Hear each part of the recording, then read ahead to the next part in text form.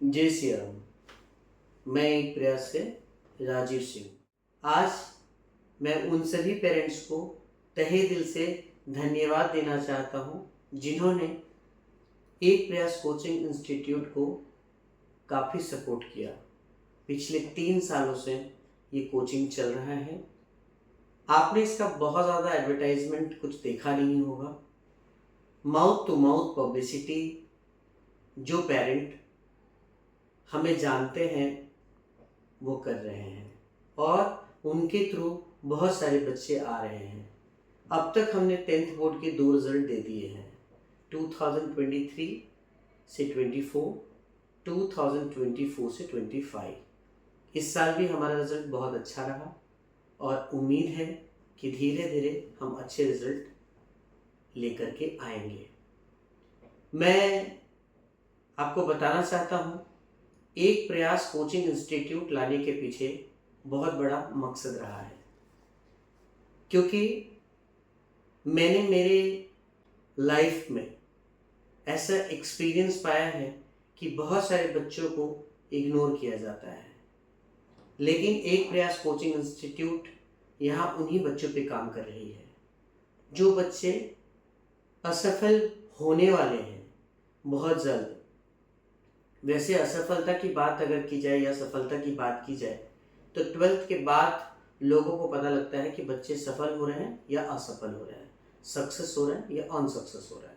लेकिन मैं आपको बताना चाहता हूँ कि मेरे इतने सालों के काम के एक्सपीरियंस में मैंने ये पाया है कि कहीं ना कहीं बच्चे पहले ही फ्लॉप हो रहे हैं।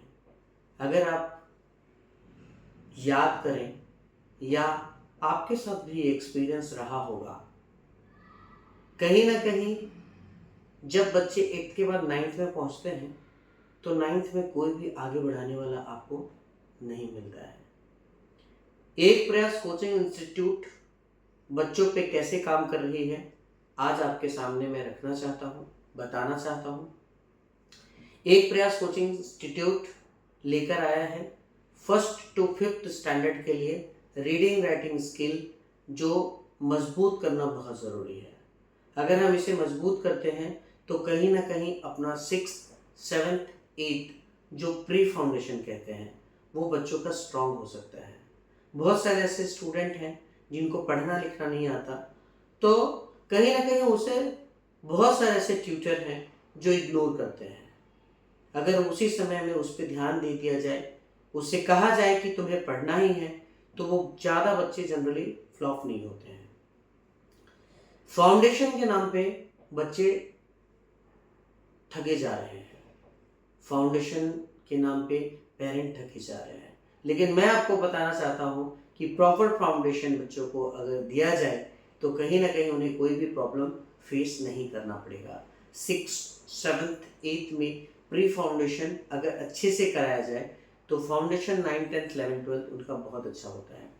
जिन बच्चों के 6th to 10th तक के प्री फाउंडेशन और फाउंडेशन के जो बेस है अगर वो मजबूत बना दिया जाए तो 11th, 12th में उन्हें कोई दिक्कत नहीं होती है। और 11th, 12th की बात क्यों करें, आने वाले टाइम में अगर बच्चों को अच्छी कॉलेज मिलती है तो उस कॉलेज में भी बच्चों को सफ़र नहीं करना पड़ता है। तो मैं आपको बताना चाहता हूँ एक प्रयास कोचिंग इंस्टीट्यूट के माध्यम से कि हम बच्चों पे बहुत ज़्यादा काम कर रहे हैं, बच्चों पे फोकस कर रहे हैं। 1 by 1 इंटरेक्शन है, एक एक स्टूडेंट को हम समझाने और बताने का काम कर रहे हैं। बच्चे जिस जगह से डैमेज है उस जगह से बच्चों को उठाने का काम किया जा रहा है। यहाँ अगर बच्चों को पढ़ना लिखना नहीं आता तो हम उन्हें वो भी सिखाते हैं।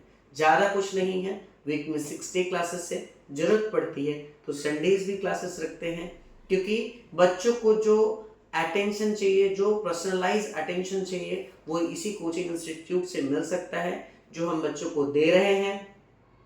पेरेंट्स भी बहुत खुश हैं क्योंकि बच्चों में बदलाव आ रहा है और कहीं ना कहीं हम स्कूल से रिलेट करके ही सारी चीज़ें पढ़ा रहे हैं, स्कूल का ही पढ़ा रहे हैं। हमारे बच्चे बहुत डाउन में आते हैं तो उनको धीरे धीरे करके बहुत ऊपर लेकर के जाते हैं। हमारा मकसद है, हम फर्स्ट प्रायोरिटी स्कूल को दे रखे हैं। स्कूल के एग्जाम में बच्चों को बहुत अच्छा स्कोर रखना है, तब कोचिंग में अच्छा स्कोर रख रहे हैं और स्कूल में अच्छा स्कोर नहीं रख रहे हैं तो मीनिंगलेस है, उसका कोई मतलब नहीं है। इसलिए हम फोकस रखते हैं कि स्कूल के एग्जाम में बच्चों के परफॉर्मेंस अच्छे होने चाहिए। लास्ट ईयर भी हमारे बच्चों का स्कूल की एग्जाम का परफॉर्मेंस अच्छा रहा, काफ़ी इम्प्रूवमेंट रहा बच्चों का। तो कहीं ना कहीं हम बच्चों पे काम कर रहे हैं, जिसकी बच्चों को रिक्वायरमेंट है, ज़रूरत है। हमारे यहाँ पढ़ाने वाले सारे टीचर्स बहुत ऑनेस्टी से बच्चों पे काम कर रहे हैं, उनको समय दे रहे हैं, जो आज के समय में बच्चों को नहीं दिया जाता है। आइए जाइए इतना ही चलता है। फर्स्ट टू फिफ्थ में बहुत सारे लोगों का मानना है ये तो छोटे बच्चे हैं, चलो आगे सीख जाएंगे, लेकिन ये हमारा बेस है जहाँ हम अपने बेस को बर्बाद कर लेते हैं। हम कुछ सीख नहीं पाते हैं। जहाँ डिफ़िकल्टी हमें आती है 6th 7th 8th में, जिनका 6th 7th 8th अच्छा नहीं होता है। देखिए 8th स्टैंडर्ड तक बच्चों को फिर भी ले जाया जा सकता है, चलते रहो चलते रहो चलते रहो। 9th में उसे आगे बढ़ाया नहीं जा सकता है।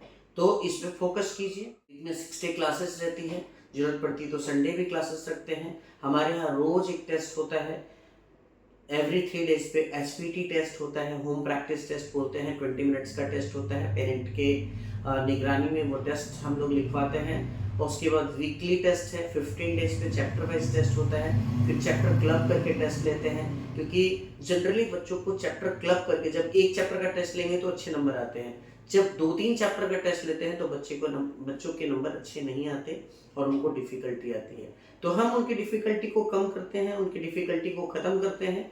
तो कहीं ना कहीं देर मत कीजिए, सीट लिमिट है, तो देर किस बात की, join us. Thank you so much.